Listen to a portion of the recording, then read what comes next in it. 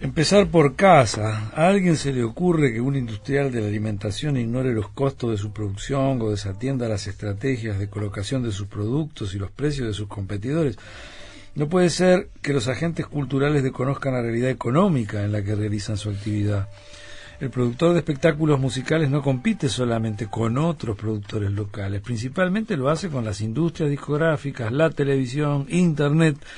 El responsable de un museo no compite para colocar su producto, si se permite esta expresión, con los otros museos. Lo hace en medio de un amplísimo mar de ofertas culturales que emplean cuidadosas estrategias de circulación y comercialización y que se vuelven una fuerza disuasora para otras opciones quizás menos preparadas para esa alta competencia. Los efectos bien concretos de esta situación son notorios, elocuentes, mas aquí interesa señalar la importancia de apoyarse en un conocimiento cabal de las condiciones materiales en las que se desenvuelve el hecho cultural, si objetivamente está en juego nuestra identidad cultural en un contexto donde el derecho a la diversidad cultural pasa a tener una especial relevancia ideológica, política y de sobrevivencia del proyecto de país.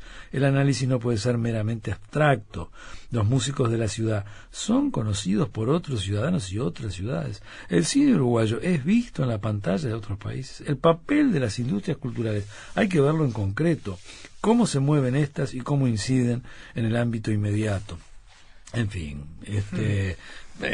por citar algo de lo que hay mucho en este trabajo, ¿no? Y en esta selección de notas que vos hacés, ¿no? Sí, y ahí hay algo en lo que vos leías que es interesante, que también fue un visionario y que tiene que ver con la dimensión económica de la cultura, que nada tiene que ver ni con la privatización de la cultura ni con ningún otro definición similar. Es decir, Gonzalo plantea en el año 95-96 a Luis Stolovich una investigación que se llama La cultura de trabajo, ¿sí? Que es la dimensión económica, el impacto que tiene la cultura en eso fue impactante, en el Producto Bruto Interno. Es decir, y hablar de eso en un momento y que por lo general se piensa que decir, bueno, el amor al arte y que la cultura se hace para transformar las vidas de las personas, y eso es real, ¿no? Porque la cultura es algo intrínseco a lo humano,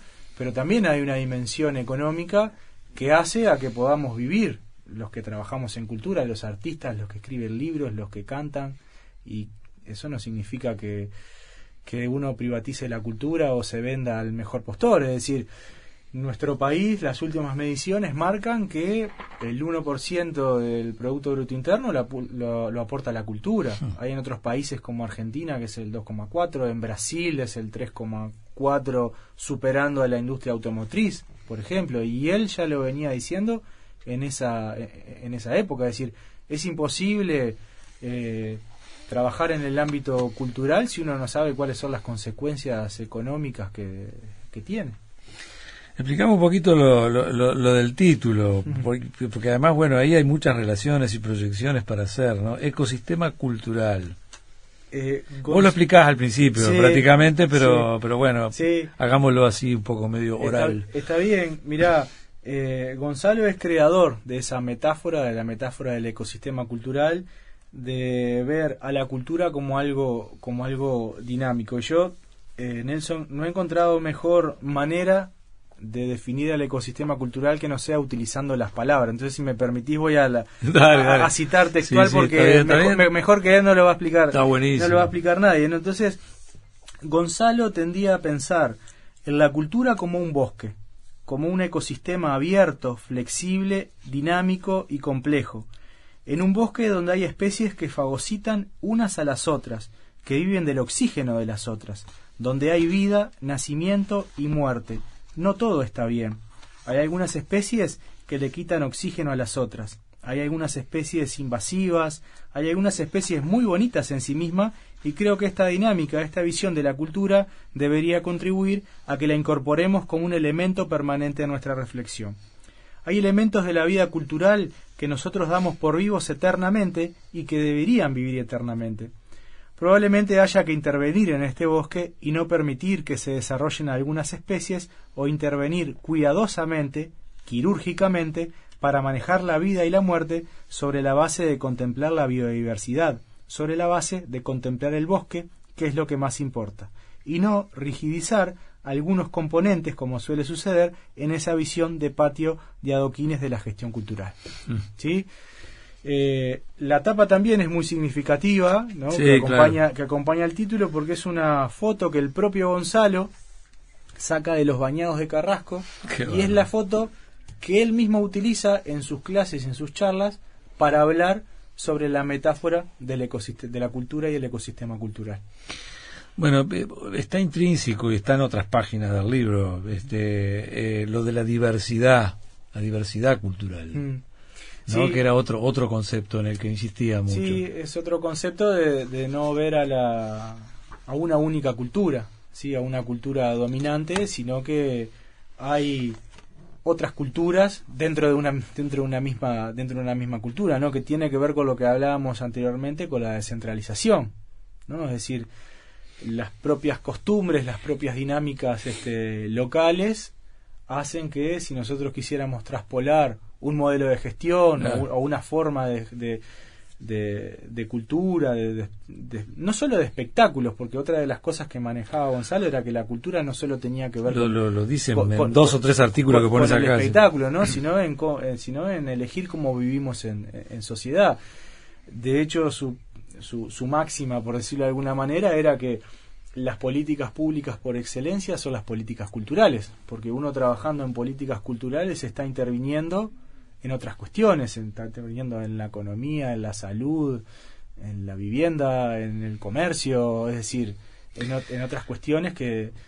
Hace hincapié en la responsabilidad estatal, es parte también central de estos artículos. Sí, porque el Estado de alguna manera tiene el otro de las ideas fuerza de Gonzalo es que el derecho a la cultura es un derecho humano, así como tenemos derecho a otras cosas, también tenemos derecho a la cultura, y el Estado tiene que garantizar ese derecho y ese acceso, ¿sí? Pero garantizarlo no significa que diga lo que tiene que ser cultura y lo que no tiene que ser cultura. Son cosas distintas.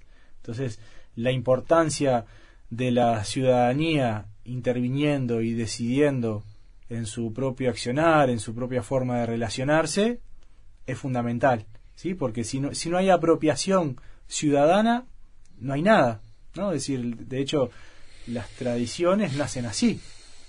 Las tradiciones son inventadas y perduran si la gente se apropia, porque si no, no tiene, ¿no? Es decir, la Noche de la Nostalgia es una de las manifestaciones culturales más importantes de nuestro país y no nació de algo sublime. Se le fue de las manos al Ecuador. Se le fue de las manos al Ecuador. La fiesta de la cerveza era un evento para vender más cerveza, y hoy en día es una de las manifestaciones culturales más importantes, y así sucede con todo. Si no hay apropiación ciudadana, es decir, si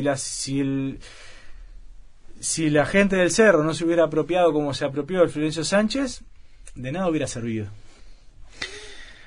Por acá uno de los títulos es excelente cosecha, este periodo en Uruguay ha sido el más rico en materia de legislación cultural. Por un lado aparecen muchas leyes, Danilo, pero hay otras como que o no se les prestó la debida atención, o no se las presupuestó, vaya uno a saber qué, pero como que también había una especie de requerimiento en ese sentido, ¿no? Sí, yo creo que en ese sentido, y él también lo decía, estamos en una especie en la parte, estamos en una meseta, es decir, si nosotros vamos a la historia de la institucionalidad cultural, vamos al año 85, ¿no? Donde se dan las primeras políticas en cultura a través de la Dirección de Cultura de la Intendencia. Después hay todo un proceso donde Gonzalo, a partir del año 95, empieza a implementar, creo que es el Fondo Capital, algunas cuestiones más. Montevideo Capital. Montevideo Capital, exactamente, a través del Fondo Capital, a través de Montevideo como capital iberoamericana de la cultura. Y después, en el año 2005, a partir del advenimiento de la izquierda en el Uruguay, ahí lo que se hace de alguna manera es impulsar más el sector cultural, invertir más en el sector cultural, ¿sí? Lo cual no significa que las políticas culturales hayan empezado en el gobierno del Frente Amplio. Pero está toda esta historia de los fondos concursables. Exactamente, ¿no? Pero cuando me refiero a una meseta, es que nosotros todavía estamos teniendo políticas que tienen que seguir existiendo, pero desde esos años, es decir, no ha pasado, creo yo, y esto me hago cargo de mis palabras, una política más revolucionaria como fueron, por ejemplo, los centros MEC, que en su momento, y hoy ya no existen. Bueno, yo te voy a decir que eso fue una maravilla. Esa fue la política pública por excelencia. Bueno, acá tenemos eso que me parece que fue el sumum al que se llegó de esto que planteábamos, que pudo haber tenido una chispa en el Florencio Sánchez. Uh-huh. Esto despegado para todo el Uruguay. Exactamente. Entonces ahí a lo que voy es que en esa época se empiezan a enmarcar las políticas nacionales de la cultura, ¿tá? Porque antes eran municipales y en función de voluntades políticas y, no sé, gestión de turno, pero no había una concepción de la importancia de tener políticas nacionales, de tener, lo que hablamos fuera de micrófono, direcciones de cultura en todos los departamentos del Uruguay. Bueno, yo te decía que tengo una vaga idea de que me parece que en eso fue fundamental él, con Macarena Collazo, que era la directora de cultura de Paysandú, y Teresita Pérez de Tacuarembó. Me parece que fueron dos aliadas extraordinarias que por un lado medio como que fueron algunos lugares donde había una secretaría de cultura o había una cosa de cultura que dependía del ejecutivo de la comuna y qué sé yo. Le dijeron, no, ustedes tienen que tener una dirección de cultura como esta que tengo yo, que tiene ellas, ¿no?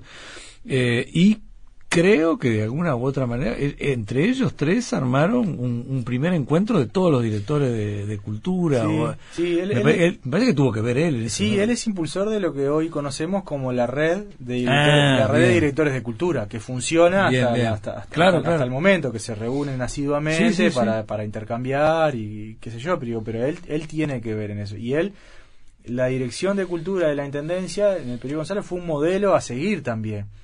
De hecho, hay algo que desde los inicios se da, que en el 85, y yo insisto con esto porque me parece fundamental remarcarlo, en el 85 es la primera dirección de cultura de Montevideo que se da una intendencia colorada con Aquiles Lanza. Pero en ese momento casi todo el Uruguay era del Partido Colorado, o sea, las intendencias eran del Partido Colorado, y en ninguna otra intendencia se da la creación de una dirección de cultura. Es decir, es más una iniciativa montevideana. Sí, pero ni siquiera montevideana, de impulsos personales, ¿no? De Alejandro Blue, de Tommy Lowe, es decir... Bueno, dos tipos increíbles. Increíbles, también. Pero te quiero decir, no había una concepción de la necesidad de tener con una institucionalidad cultural en los 19 departamentos, ¿sí? Que hasta el día de hoy todavía le falta muchísimo desarrollo. Yo siempre cuento una anécdota. Cuando en el año 2009 hice mi primera gira por el interior del país con los fondos concursables.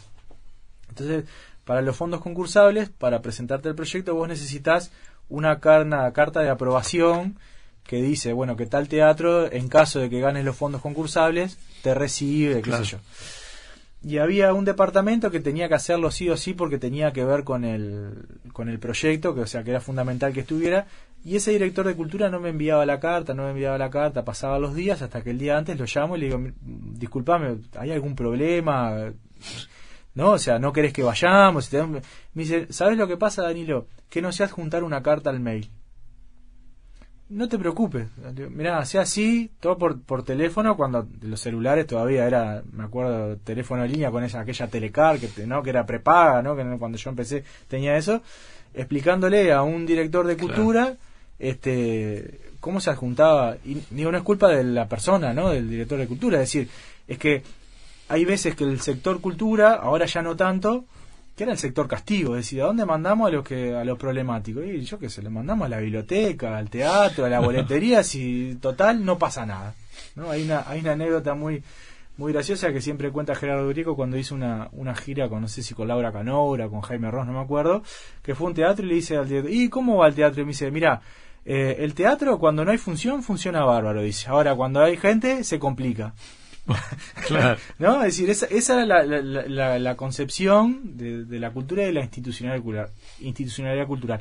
Hoy, por suerte, sí, ha habido una explosión. Hay una explosión. hay gente que se ha formado, es decir, ¿no? Empezaron a surgir las carreras, la Fundación Itaú, ex Banco de Boston, en el CLAE, el Audelar, es decir, entonces se ha generado una masa crítica, ¿no? Y profesional de la cultura que han mejorado esa gestión, pero todavía nos falta bastante.